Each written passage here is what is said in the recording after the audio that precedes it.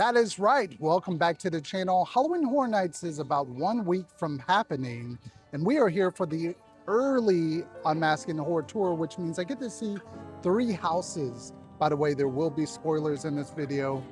You have been warned.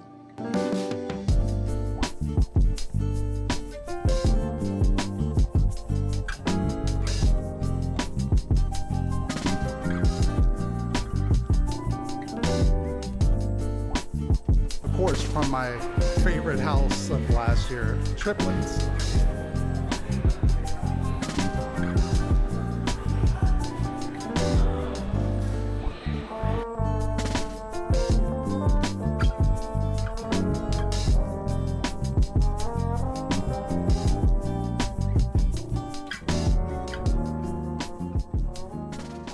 So if you've never done a Unmasking the Horror tour, basically what it is a lights on tour with a tour guide, and you get to take photos and you get to hear all the details, little secrets, little things that you do not notice during the regular show elements. Now this tour is actually split between a 3-house tour and a 6-house tour. 3-house tour is very short, it's like 2-ish hours, very short, less walking, but you don't get to see those bigger IP houses. It does cost a little bit less.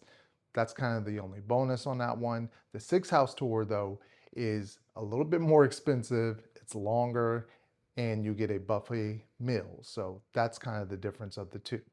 All right, so we just got out of the 2 tent houses. So far, I think out of those 2 houses is very interesting that they are drastically different. Whereas the Dollhouse, it's very kind of fun, kind of neat. A lot of big things to see in there, a lot of Easter eggs. Love that Jack one. But the Hatchet one, I think will be the bigger winner of the 2. Yeah, I was floored from Hatchet. I thought it was really cool. It has that really gothic sort of old Western feel to it. I really enjoyed that house, especially a lot of the train like imagery that they're gonna do on that one. So far, 2 of the 10 houses done. We are heading now to Grave of Flesh, which is gonna be interesting because I was not hyped for this house at all. So to see how it's gonna play as far as us going underneath and underground, if it's gonna be good or not. Scenic wise, we'll see. What did you think of the 2 tent houses that we saw? As far as the tent houses go, I was very excited for Hatchet and Chains. I already said this before. That got me more excited because the way the sets are, it feels very like interlocked to where you kind of don't know where you are, but it does feel like the sets are distinct. And I like that there are other through lines within the actual story of the house outside of just the main story. Yeah.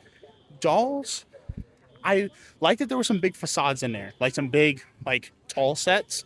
There were also some sets that were a little smaller. Are we leaving it in? What? The fire alarm that's going off? Look, there's goes Doc is checking out. Anyway, damn it, Lila already got to the house. That's crazy. She's already starting to burn his stuff down. No, but I really like what we're seeing so far.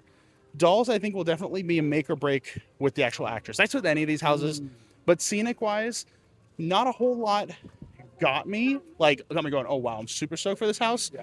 But I think with the actors it could be really, really fun. And I like some of the little jokey moments in there. It doesn't feel as intense as Dollhouse was, but you know, Yeah. I think it'll be cool.